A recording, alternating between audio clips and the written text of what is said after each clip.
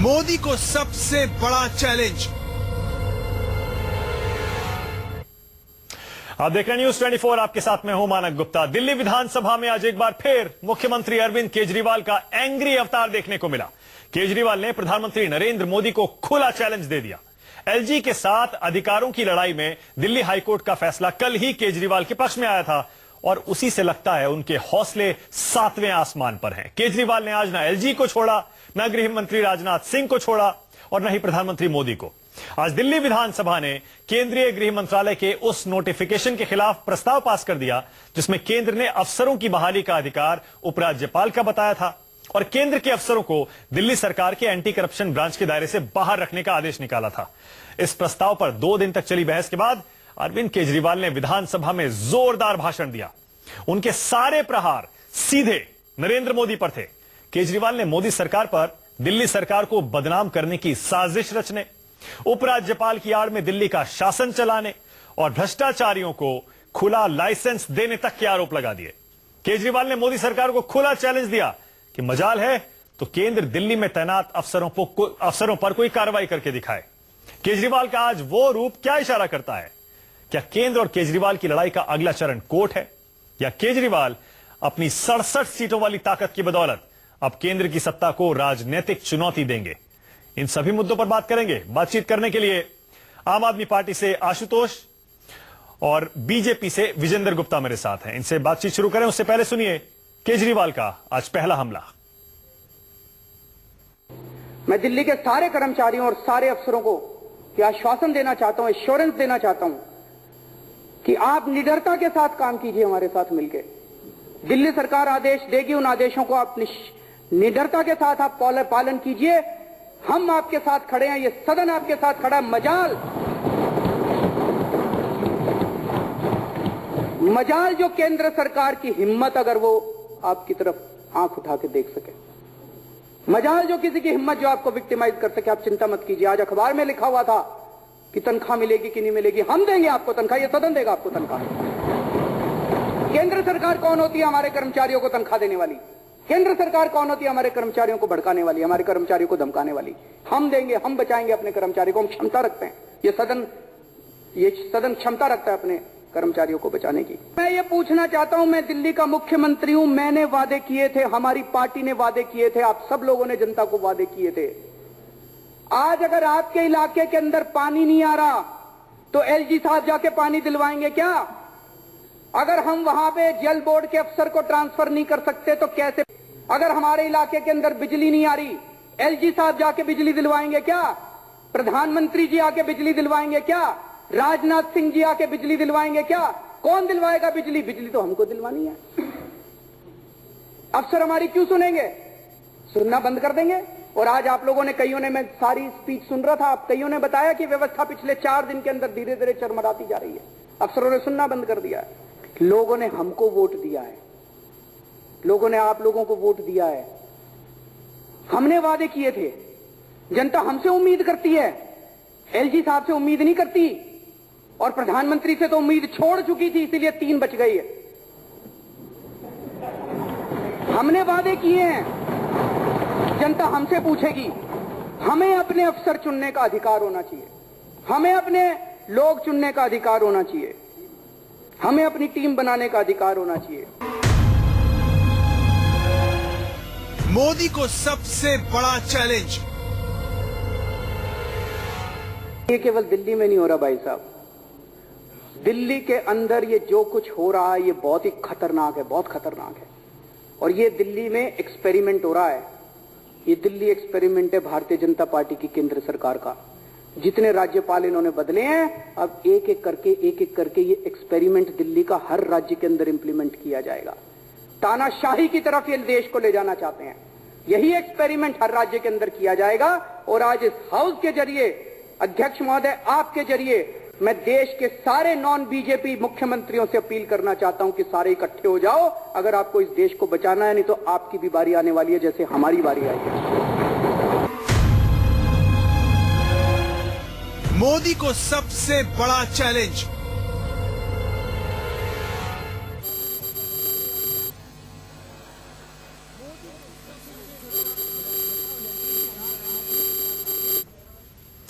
तो देखा आपने, अरविंद केजरीवाल ने सीधा हमला प्रधानमंत्री नरेंद्र मोदी पर और उनकी सरकार पर किया है।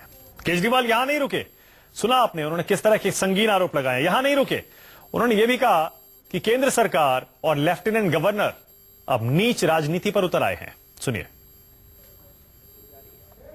तो आज इस विधानसभा को तय करना पड़ेगा कि क्या वो अपने अधिकारों की रक्षा करने में सक्षम है कि नहीं है। दिल्ली की जनता, जो ये नोटिफिकेशन आया इससे हमें उतनी तकलीफ नहीं है जितनी दिल्ली की जनता को तकलीफ हो रही है। दिल्ली की जनता यही कह रही है, जी हमने तो जो कर सकते थे कर दिया, इतना भारी बहुमत देके भेज दिया, लेकिन इन लोगों ने, केंद्र सरकार ने जो है वो बहुत ही नीच हरकत की है। कह रहे कोर्ट चले जाओ, हम तो नहीं मानेंगे, हम क्या करेंगे, उसको इग्नोर कर देंगे। हम लड़ाई नहीं चाहते, हम सहयोग से काम करना चाहते हैं, हम सहयोग करना चाहते हैं।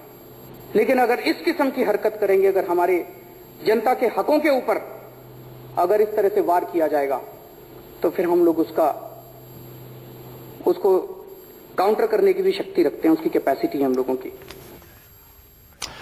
देखा आपने, अरविंद केजरीवाल एलजी और केंद्र सरकार पर नीच हरकत करने का, नीच राजनीति पर उतर आने का आरोप लगा रहे हैं। अरविंद केजरीवाल ने यह भी कहा, ऐसा लगता है मोदी सरकार भ्रष्टाचारियों को खुला लाइसेंस देना चाहती है। सुनिए।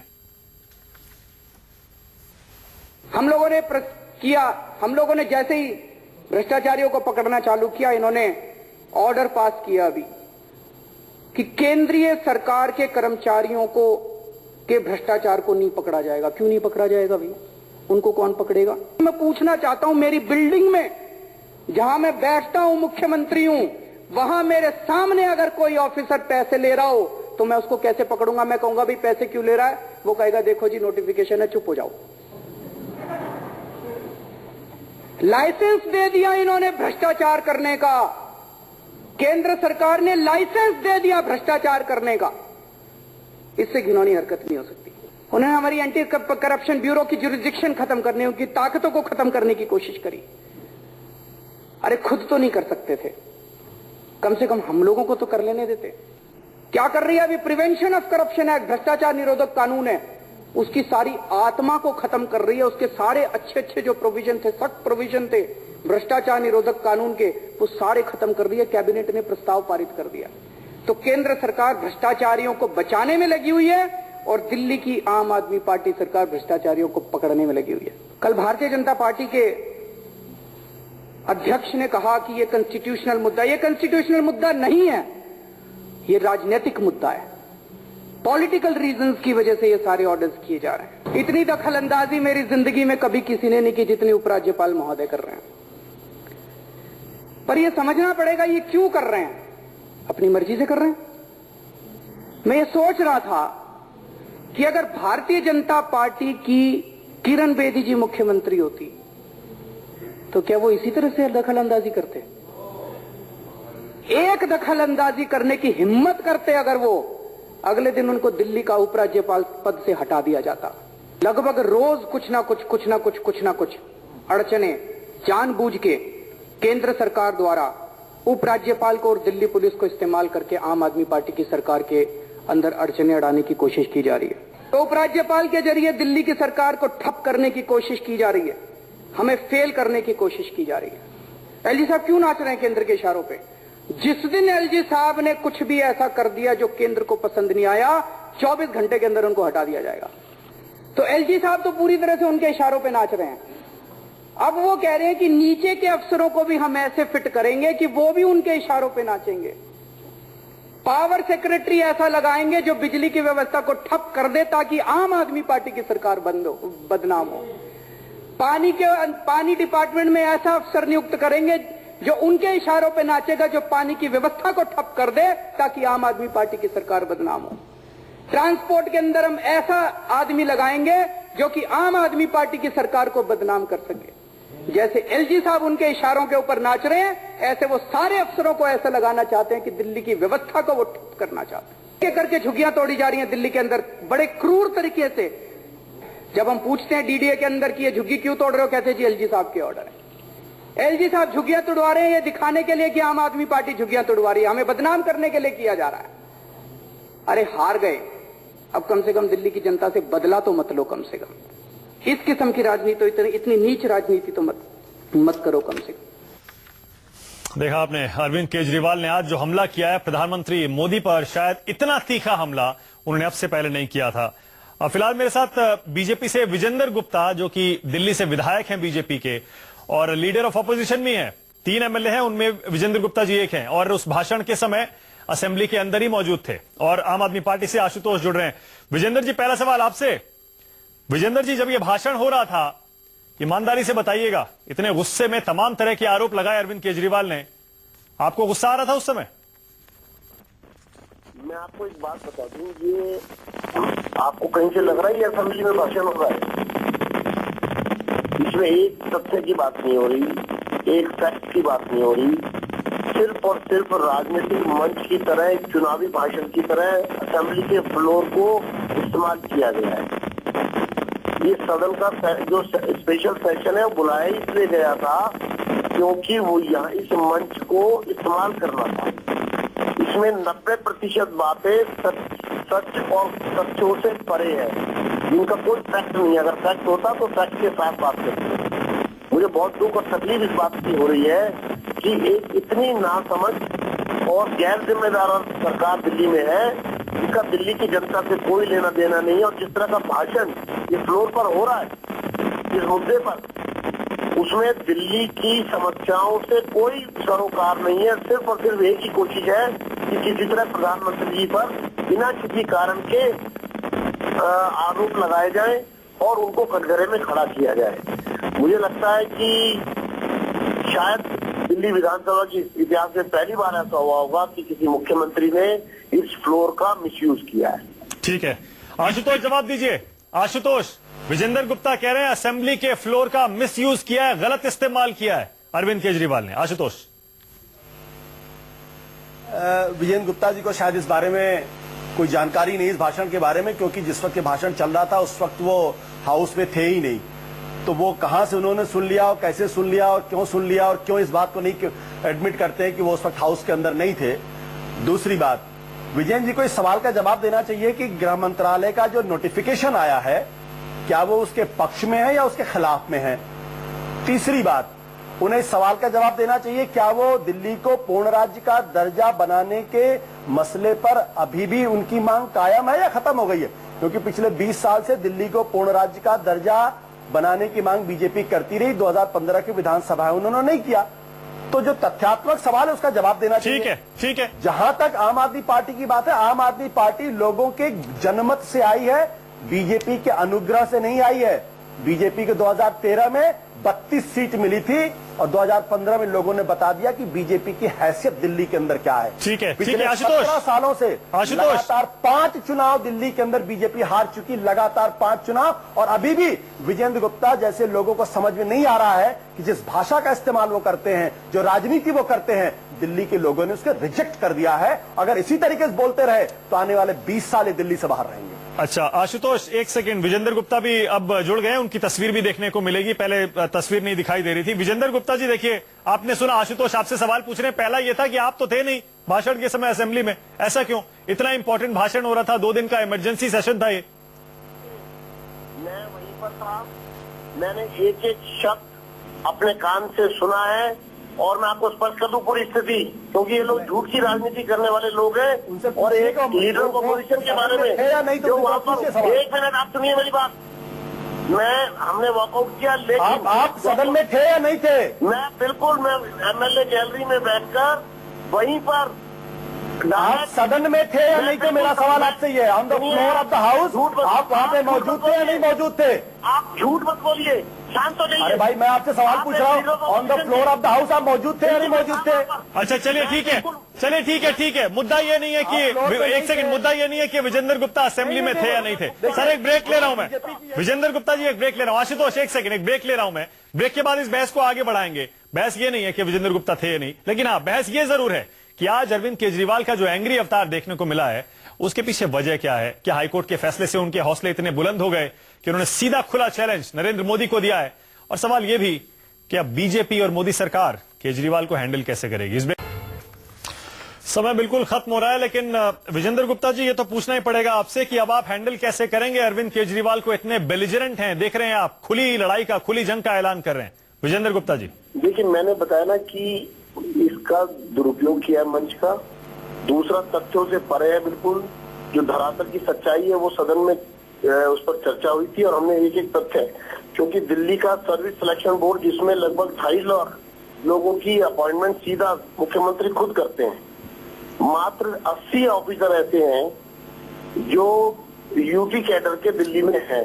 अरे सर, मैं ये कह रहा हूं, आप हैंडल कैसे करेंगे अरविंद केजरीवाल को? अब मैंने वही बताया ना कि इस समय जो भी वो करना चाह रहे हैं, वो चूंकि वो सतह पर नहीं है, हवा में है, इसलिए ये काट की हांडी ज्यादा देर नहीं चल पाएगी आंच पर।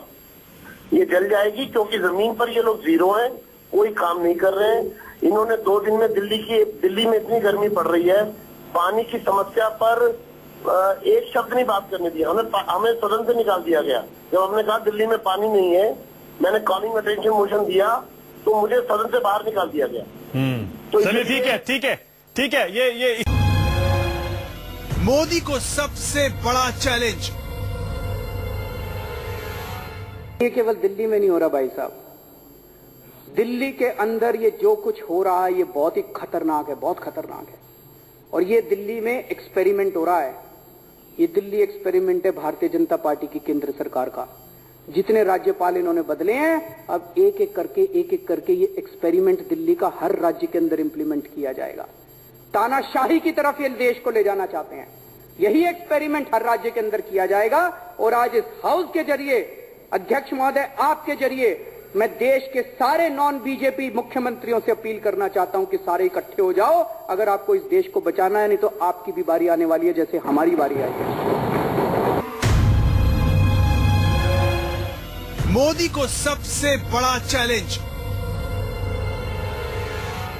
इस विधानसभा के भी अधिकारों को छीनने की कोशिश की जा रही है। तो आज इस विधानसभा को तय करना पड़ेगा कि क्या वो अपने अधिकारों की रक्षा करने में सक्षम है कि नहीं है। दिल्ली की जनता, जो ये नोटिफिकेशन आया है, इससे हमें उतनी तकलीफ नहीं है जितनी दिल्ली की जनता को तकलीफ हो रही है। दिल्ली की जनता यही कह रही है, जी हमने तो जो कर सकते थे कर दिया, इतना भारी बहुमत देके भेज दिया, लेकिन इन लोगों ने, केंद्र सरकार ने जो है वो बहुत ही नीच हरकत की है। कह रहे कोर्ट चले जाओ। हम तो नहीं मानेंगे, हम क्या करेंगे, उसको इग्नोर कर देंगे। हम लड़ाई नहीं चाहते, हम सहयोग से काम करना चाहते हैं, हम सहयोग करना चाहते हैं। लेकिन अगर इस किस्म की हरकत करेंगे, अगर हमारे जनता के हकों के ऊपर अगर इस तरह से वार किया जाएगा, तो फिर हम लोग उसको काउंटर करने की भी शक्ति रखते हैं, उसकी कैपेसिटी है हम लोगों की। मोदी को सबसे बड़ा चैलेंज। सुना आपने, इतना तगड़ा, इतना तीखा हमला शायद अरविंद केजरीवाल ने अब से पहले मोदी पर नहीं किया था, और शायद किसी और नेता भी इतना तीखा हमला एक बार में नहीं किया होगा। आशुतोष, क्या वजह है? अरविंद केजरीवाल इतने आग बबूला क्यों है आशुतोष? इतने तमाम तरह के आरोप, और कई बार तो भाषा ऐसी कि मर्यादा की सारी सीमाएं लांग गए। क्या वजह है? नहीं, मुझे नहीं लगता कि मर्यादा की किसी सीमा को उन्होंने लांघा है। देखिए, हमें 3-4 चीजों को समझने की कोशिश करनी चाहिए। पहली बात यह है कि लेफ्टिनेंट गवर्नर के जरिए जो अधिसूचना जारी हुई है वो संविधान का खुला उल्लंघन है। पहले लेफ्टिनेंट गवर्नर ने 2 बार संविधान का उल्लंघन किया। पहली बार संविधान में स्पष्ट तौर पर लिखा हुआ 239A(4) में कि अगर कहीं भी लेफ्टिनेंट गवर्नर और मुख्यमंत्री के बीच में मतभेद होते हैं तो मामला राष्ट्रपति के पास भेजा जाएगा, और अगर वहां इमरजेंसी होती है, लेफ्टिनेंट गवर्नर को अगर कोई आदेश देना होता है तो वो मंत्री महोदय के थ्रू दे सकते हैं। लेकिन यहां मतभेद होने के बावजूद मामले को राष्ट्रपति महोदय के पास नहीं भेजा गया। ये संविधान का उल्लंघन नंबर 1। आशुतोष, दूसरा, आशुतोष एक सेकंड आशुतोष प्लीज, आपको रोकूंगा। आशुतोष एक सेकंड, हम संविधान की यहां बात ही नहीं कर रहे हैं आशुतोष। अरविंद केजरीवाल खुद कह रहे हैं कि संवैधानिक मुद्दा नहीं है, और आपको अगर कोई समस्या है संविधान के इंटरप्रिटेशन में, आप कोर्ट क्यों नहीं चले जाते? वो कह रहे हैं कोर्ट हम जाएंगे नहीं। आज तो पूरी स्पीच राजनीतिक थी, उन्होंने खुद इस मुद्दे को राजनीतिक बना दिया। आप संविधान गिना रहे हैं, समझ नहीं आ रहा आशुतोष, आप राजनीतिक बात करिए। नहीं, देखिए, बहुत आसान सी बात है। संविधान का उल्लंघन क्यों किया जा रहा है? संविधान का उल्लंघन इसलिए किया जा रहा है कि अगर दिल्ली के अंदर आम आदमी पार्टी 70 में से 67 सीटें अगर जीत सकती है तो जिस दिन आम आदमी पार्टी दिल्ली से बाहर निकलेगी उस दिन बाकी राज्यों के अंदर बीजेपी का हश्र क्या होगा। इसलिए संविधान का उल्लंघन करके राजनीतिक तौर पर आम आदमी पार्टी को दिल्ली के अंदर बदनाम करने की कोशिश की जा रही है, उनके सारे पावर सारे अधिकार छीनने की कोशिश की जा रही है। इसलिए मैं बार बार कहता हूं कि जरा विजेंद्र जी से सवाल पूछिएगा कि वो गृह मंत्रालय की अधिसूचना के साथ खड़े हैं या उसके विरोध में खड़े हैं। विजेंद्र जी, दूसरी बात, क्या वो पूर्ण राज्य की मांग पर अभी भी अडिग है या नहीं अडिग है? इन दोनों सवाल के जवाब उनके पास विजेंद्र नहीं है। गुप्ता जी, मैं बार बार कहना चाहता हूं, आखिर क्यों लेफ्टिनेंट गवर्नर के जरिए दिल्ली के अंदर जब बीजेपी हार गई तो 5 साल शांति से बैठे ना, क्यों लेफ्टिनेंट गवर्नर के माध्यम से दिल्ली के ऊपर शासन करना चाहते हैं? अरे भाई 5 साल अगर आम आदमी पार्टी शासन करेगी, नहीं परफॉर्म करेगी तो जनता रिजेक्ट कर देगी। इंतजार करो ना 5 साल। विजेंद्र जी, पहले को तख्ता पलट करना चाहते हो, उसके पहले हमारे हाथ पर क्यों रोकना चाहते हो? ठीक है विजेंद्र जी, हम लोग विजेंद्र गुप्ता जी, तो जनता जवाब देगी। बीजेपी को तो पिछले 17 सालों से जवाब दे रही जनता। ठीक है आशुतोष, ठीक है विजेंद्र गुप्ता जी। 5 चुनाव लगातार बीजेपी दिल्ली में हार चुकी है। मानक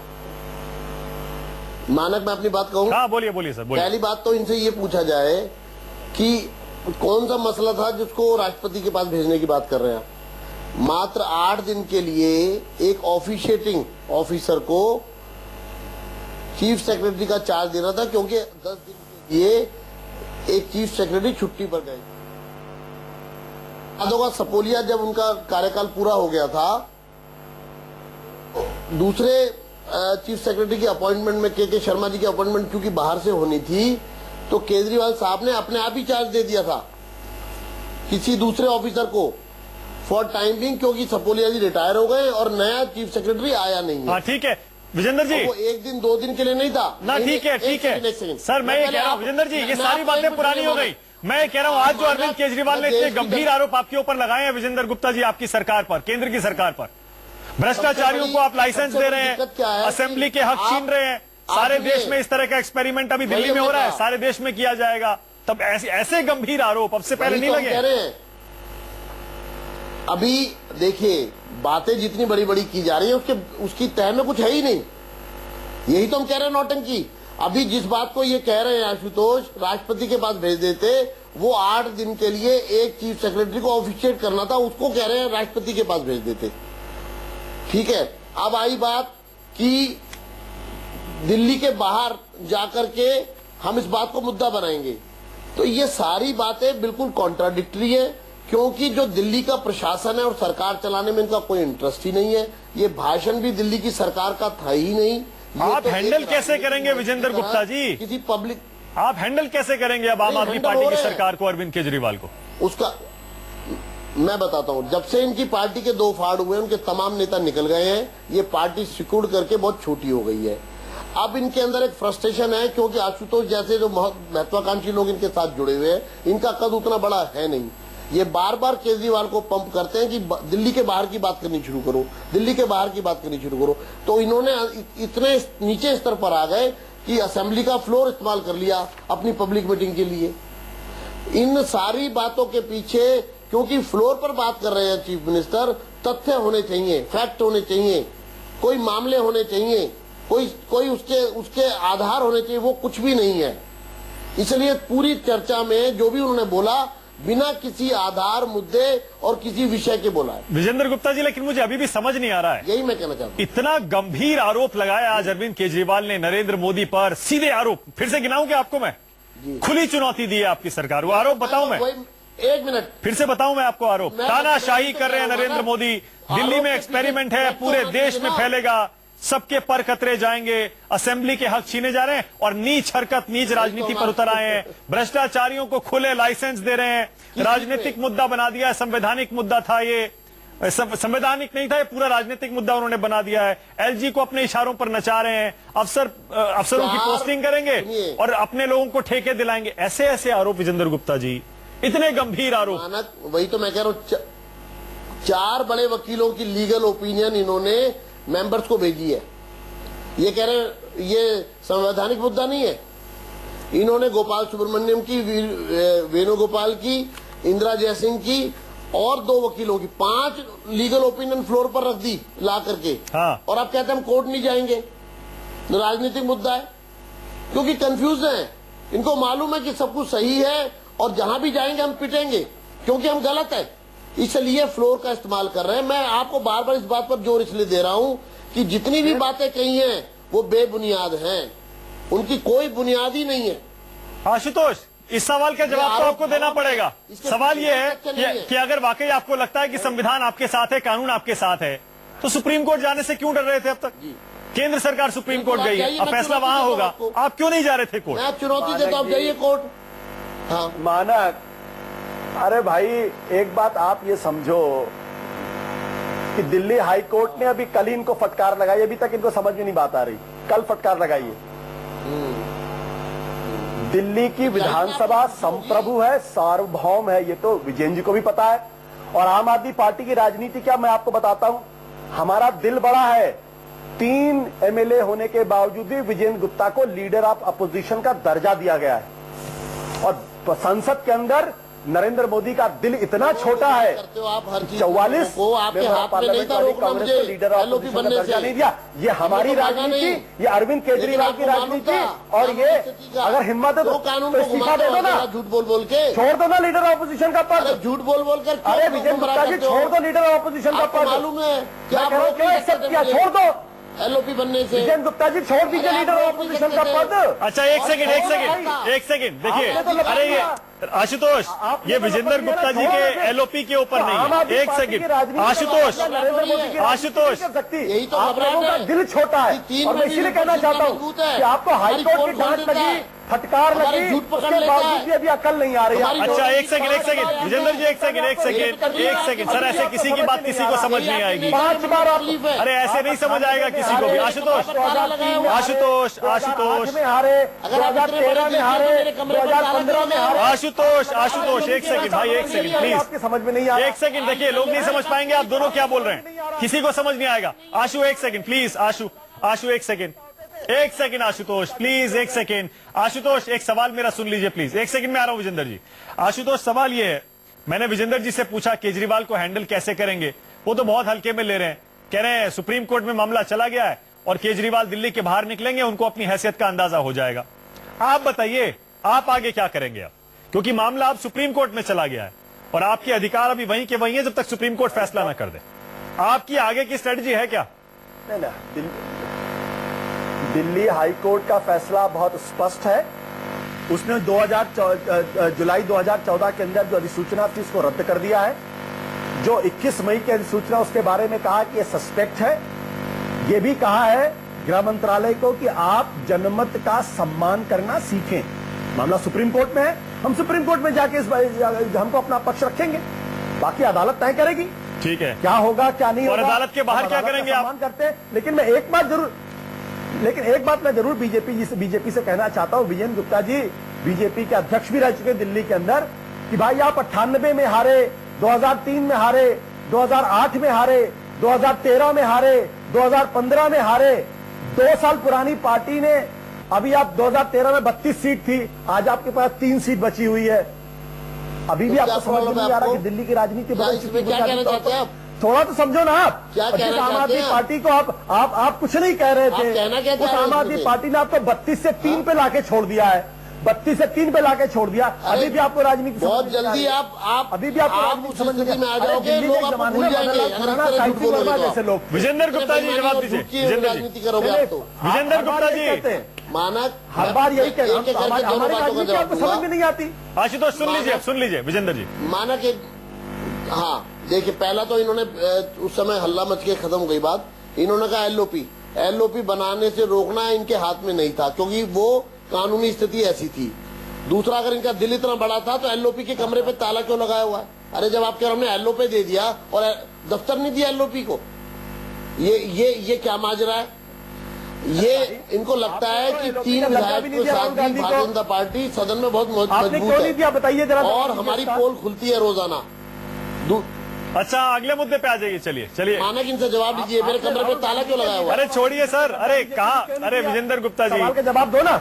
अरे विजेंद्र गुप्ता जी कहा आप अपने कमरे के ताले के ऊपर चले मेरे गए? सवाल मानक सवाल आपने मुझसे किया था, मैंने जवाब दिया और अब मैंने उसमें से एक सवाल किया। छोड़ दीजिए, इस्तीफा दे दीजिए। अगर आपको लगता है कि आपके साथ अन्याय हो रहा तो मेरा हक है वो, दे दीजिए। आप छोड़िए, क्यों गलतफहमी ना, क्यों गलतफहमी में आप इस्तीफा दे दीजिए। आपने दे दिया, ये आपकी मजबूरी थी। दे दो भाई, ये आपकी मजबूरी थी। अरे कोई मजबूरी थी और ये मेरा अधिकार है। अच्छा चलिए अगले सवाल का जवाब दीजिए विजेंद्र जी। अरे छोड़िए मजबूरी थी या फ्रस्ट्रेशन निकाल रहे हो अपनी। अरे मजबूरी थी या कानूनी बाध्यता थी, छोड़ दीजिए विजेंद्र जी। चिपकने वाले लोगों आप नहीं छोड़ोगे, एक भी छोड़ दो। अच्छा विजेंद्र जी अगले सवाल पे आ जाइए। कुर्सी से भारतीय जनता कुर्सी से चिपकने वाले माना- लोगों आप नहीं छोड़ने वाले। अपमान सहकर भी करके भी आप बने रहोगे। अरे छोड़ आशुतोष प्लीज छोड़ दीजिए आशुतोष प्लीज। नहीं निजी मुद्दा मत बनाइए। बहुत बुरी तरह आ रहे थे आप बोलने की स्थिति में नहीं हो। आपको कोई नैतिक अधिकार नहीं है इतनी बात अरे भाई आप दिल्ली के लोगों ने आपको 32 से हराया 3 था। पे आ गए, 32 से 3 पे आ गए। अभी अरे अभी आप आपको समझ में नहीं आ रहा। आपका नहीं मालूम चलता आप 32 से कब क्या 3 पे आए। करेंगे। अरे आशुतोष वो कह रहे हैं निजी बात मत करिए। वो कह रहे हैं आप भी चांदनी चौक में बुरी तरह हारे थे। सब लोग जरा जानते हैं ध्यान आपको। अरे ध्यान दीजिए, 32 से 3 सीट पर आए आप। अरे आप भी वो कह रहे हैं आप भी बुरी तरह हारे थे चांदनी चौक में। समझ जाइए, दिल्ली आपको रिजेक्ट कर चुकी है। 32 से 3 सीट पर आए आप, सोच लीजिए। गजेंद्र सिंह की इतनी हत्या पर बुरी भी आपने कमी नहीं हुई आप। अच्छा ठीक है sir, closing comment Vijender Gupta, closing comment. Sir समय खत्म हो रहा है बिल्कुल। Vijender Gupta closing comment. आगे क्या करेंगे, हैंडल कैसे closing करेंगे comment केजरीवाल ये की है। चुनौती को? बहुत आसानी से हैंडल होंगे, क्योंकि झूठ पर आधारित राजनीति करते हैं ये लोग, लोगों को गुमराह करने की राजनीति करते हैं और जमीन पर जो सच्चाई है उस पर बात करने को तैयार नहीं है। तथ्यों को तोड़ते मरोड़ते हैं, 5-5 लीगल ओपिनियन फ्लोर पर रखते हैं और बाद में कहते हैं हम कोर्ट नहीं जाएंगे। इसका मतलब ये है कि कहीं ना कहीं कमजोरियां सामने आ रही हैं और अंतोगत्वा दिल्ली की सच को आने में देर लग सकती है, लेकिन सच छुप नहीं सकता। जनता के सामने एक एक सच सामने आएगा। जो ये झूठ और मक्कारी की राजनीति कर रहे हैं, जिस तरह का फ्लोर पर आज भाषण दिया गया है, ये नौटंकी ज्यादा दिन चलने वाली नहीं है। ये फ्लोर पर देने वाली स्पीच नहीं थी। 20 second Ashutosh, 20 second. Supreme court से नाकामी हाथ लगी तो क्या होगा आशुतोष? हाई कोर्ट के फैसले से हौसले तो बुलंद है। अगर सुप्रीम कोर्ट में नाकामी मिली तब क्या होगा? अरे भाई मैं विजेंद्र जी के हौसले को सलाम करता हूँ। 5 बार दिल्ली में हारने के बाद भी, 32 से 3 सीट आने के बाद भी, हाई कोर्ट के फैसले के आने के बाद भी हम तो 60 वो मुस्कुरा रहे हैं। तो 60 साल से लड़ भगवान रहे हैं। मालिक की संघर्ष बीजेपी का करना ही दिल्ली के अंदर हमारे हम खून क्या में कर सकते हैं? संघर्ष करना। और चलिए ठीक है, फिर भी लीडर ऑफ तो अपोजिशन के 52 पद पर बने। ठीक है। मुझे लगता है ये बहस ऐसे ही गोल गोल घूमेगी जब तक सुप्रीम कोर्ट का फैसला नहीं आता। दोनों पक्ष अपने अपने दावे करेंगे। आशुतोष और आम आदमी पार्टी के नेता, आम आदमी पार्टी की सरकार दिल्ली विधानसभा चुनाव में बीजेपी की हार गिनाएगी और बीजेपी और मोदी सरकार लोकसभा चुनाव में आम आदमी पार्टी की हार गिनाएगी। लेकिन दिल्ली के अधिकार क्या हैं, वहां की जनता के अलावा असेंबली के अधिकार क्या हैं, एलजी के अधिकार क्या हैं, केंद्र के अधिकार क्या हैं, ये सुप्रीम कोर्ट में ही तय होगा। बहुत बहुत शुक्रिया विजेंद्र गुप्ता, आशुतोष।